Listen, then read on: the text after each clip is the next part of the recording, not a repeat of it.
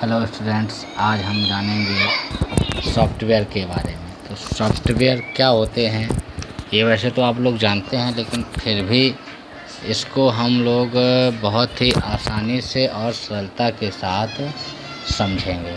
तो सबसे पहले जानते हैं कि सॉफ्टवेयर है क्या।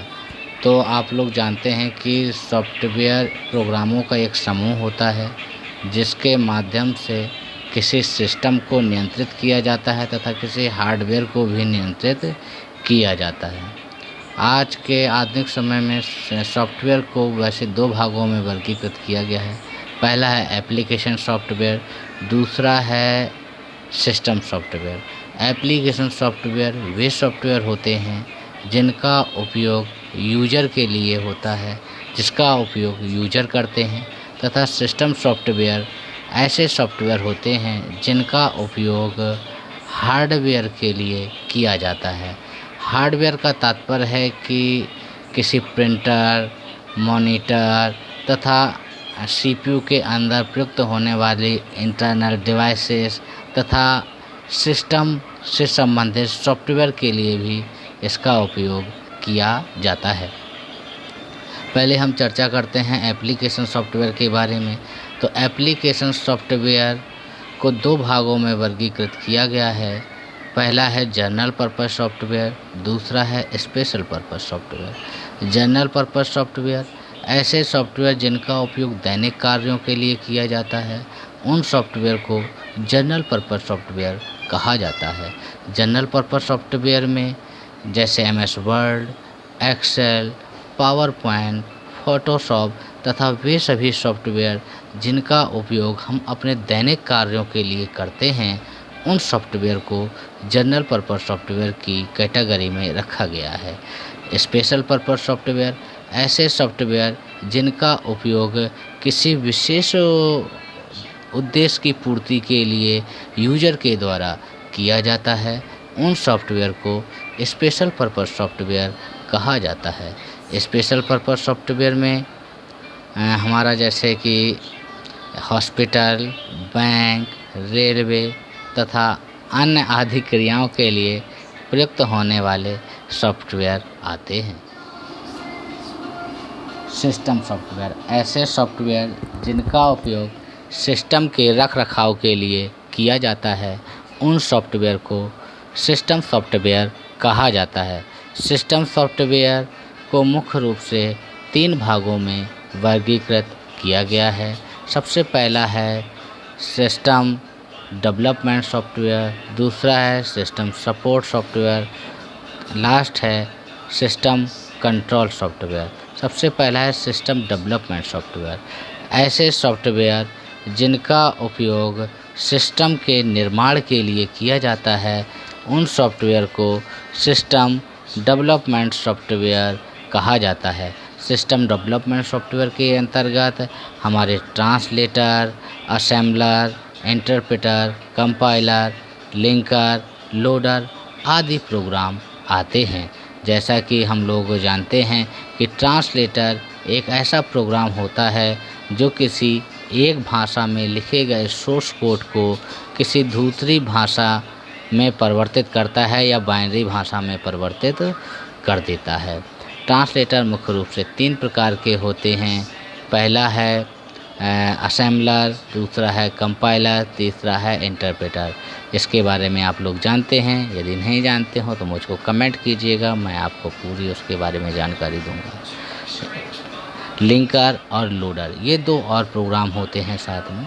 लिंकर का तात्पर्य होता है जोड़ना। एक प्रोग्राम से कई प्रोग्राम जुड़े हो सकते हैं कि एक प्रोग्राम के साथ दूसरा प्रोग्राम, दूसरे के साथ तीसरा, तीसरे के साथ चौथा, इस प्रकार से कई की लिंक आपस में बनी रहती है, जिसे लिंकर कहा जाता है। साधारण भाषा में हम लोग समझते हैं कि जैसे हम लोग C++ में प्रोग्राम बनाते हैं तो हम लोगों ने एडिशन, सब्ट्रैक्शन, मल्टीप्लिकेशन, डिवीज़न तथा अन्य प्रकार के फंक्शन बनाए, जिसमें हमने ऑब्जेक्ट के माध्यम से लिंक ऑपरेटर का उपयोग करके आपस में जोड़ा। तो सभी प्रोग्राम के फंक्शन ये मेन फंक्शन में कॉल किए गए। इसी प्रकार से लिंकर होता है। लिंकर एक प्रोग्राम को कई प्रोग्राम के साथ लिंक कर सकता है।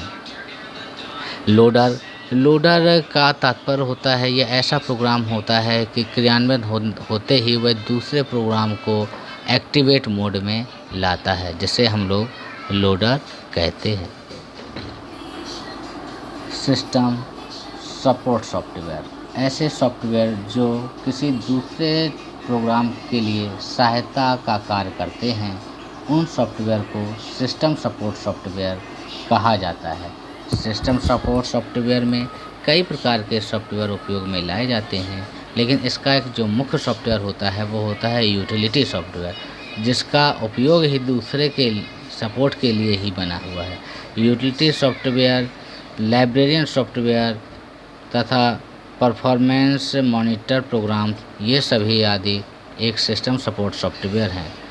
अब यूटिलिटी प्रोग्राम के अंतर्गत टेक्स्ट एडिटर, मतलब टेक्स्ट को एडिट करने के लिए जिस प्रोग्राम का उपयोग किया जाता है उसे टेक्स्ट एडिटर कहा जाता है। डीबगिंग टूल, डीबगिंग टूल का तात्पर्य होता है कि डीबग का मतलब होता है बग माने गलती, डीबग का मतलब खोज कर उसको सही करना।